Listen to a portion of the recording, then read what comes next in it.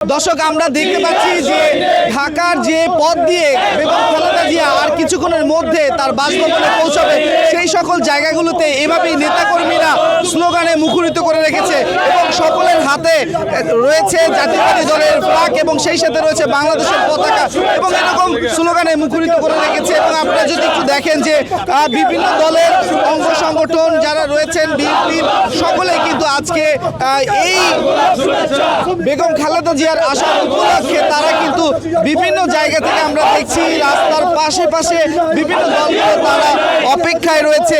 আমরা কথা বলতে চাই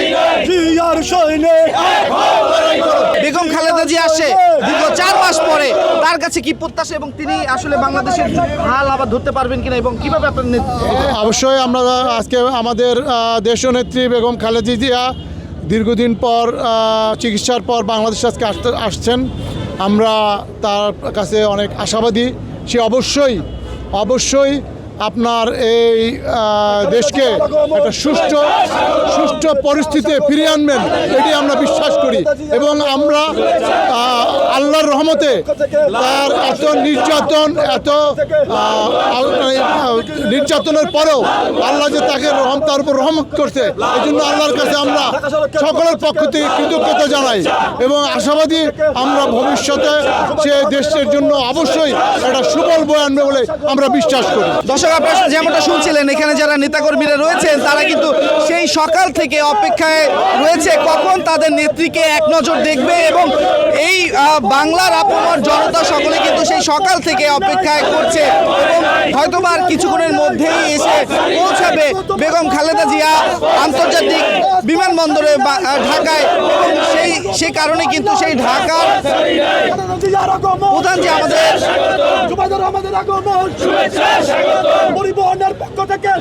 এবং আজ ঢাকার যে হযরত শাহজালাল আন্তর্জাতিক বিমানবন্দর রয়েছে সেই বিমানবন্দরে যখন এসে তিনি পৌঁছাবে সেই জায়গা থেকে গুলশান পর্যন্ত কিন্তু আমরা দেখতে পাচ্ছি এরকম মানুষ রাস্তার দুই পাশে দাঁড়িয়ে রয়েছে এবং আপনারা দেখতে পাচ্ছেন আমরাও যতদূর দেখতে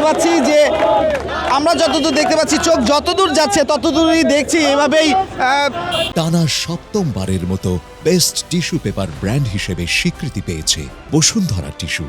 রাস্তার চারপাশে সাধারণ দলের নেতাকর্মীরা যারা রয়েছেন সেই থেকে আপামর জনতা সকলেই কিন্তু এইভাবে রাস্তার দুই পাশে অপেক্ষামান রয়েছেন যে কখন বেগম খালেদা জিয়া আসবেন এবং তাকে এক নজর দেখবেন এবং তাকে শুভেচ্ছা জানাবেন এবং দীর্ঘদিন পরে তিনি এসেছেন। আমরা এইখানে যেমনটা দেখছি যে পুরো রাস্তা জুড়ে আমরা দেখতে পাচ্ছি যে এখানে নেতাকর্মীরা কিন্তু ইতিমধ্যে সেই সকাল থেকেই রয়েছে এবং তারা দলে দলে বিভিন্ন জায়গা থেকে এসেছে এবং সেই বিমানবন্দর থেকে শুরু করে গুলশান যে বাড়িটি রয়েছে সেই জায়গা জুড়ে কিন্তু এভাবেই সকলে অপেক্ষমান রয়েছেন সকল দলের নেতাকর্মীরা এবং তারা কিন্তু যে দলগুলো রয়েছে অঙ্গ সংগঠন তাদের কিন্তু একটি নির্দিষ্ট জায়গা রয়েছে সেই জায়গা অনুপাতে কিন্তু তারা অবস্থান নিয়েছে এবং আমরা যেমনটা জানি যে সেই বিমানবন্দর এলাকায় রয়েছেন ঢাকা মহানগর এবং এরপরে রয়েছেন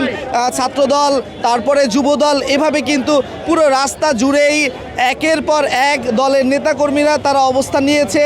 ব্যানার হাতে রয়েছে তাদের জাতীয়বাদী দলের যে পতাকাটি রয়েছে সেটি রয়েছে বাংলাদেশের জাতীয় পতাকা এবং বিভিন্ন জায়গা জুড়ে কিন্তু এরকম তাদের যে নেতাকর্মীরা রয়েছেন তাদের সমবেত হতে কিন্তু আমরা দেখতে পাচ্ছি। আমরা যতদূর এগিয়ে যাচ্ছি ততদূরই দেখছি এরকম এখানে রয়েছে নেতাকর্মীরা। আমি একটু জানতে চাই আজকে যে খালেদা জি আসছে সেই ক্ষেত্রে আপনাদের ভিতরে উল্লাসটা জানতে চাচ্ছি। আমাদের আজকে হলো যে আমাদের খুবই আনন্দিত যে উনি আমাদের দীর্ঘদিনের পরে আমাদের মমতা মহিমা উনি আমাদের দেশে এসেছেন। আমরা তার জন্য খুবই উজ্জীবিত এবং অনেক হ্যাপি এবং আমরা বাংলাদেশ জাতীয়বাদী ডিপ্লোমা ইঞ্জিনিয়ার অ্যাসোসিয়েশন থেকে এসেছি। দর্শক আমরা শুনছিলাম যে এখানে যারা নেতাকর্মীরা রয়েছেন তারা কিন্তু খুবই আনন্দ প্রকাশ করছেন যেহেতু আজকে দীর্ঘদিন পরে তিনি অসুস্থ ছিলেন এবং দীর্ঘদিন পরে তিনি আবারও বাংলাদেশে ফিরে আসেন এবং তারা যেমনটা বলছে যে তারা আবারও বাংলাদেশে তিনি হাল ধরবেন এমন কথা কিন্তু বলছেন। তো দর্শক এই ছিল আমার কাছে বনানী শেরাটন থেকে এবং আপনারা দেখছিলেন কালের কণ্ঠ, সঙ্গে ছিলাম আমি রায়হান হোসেন।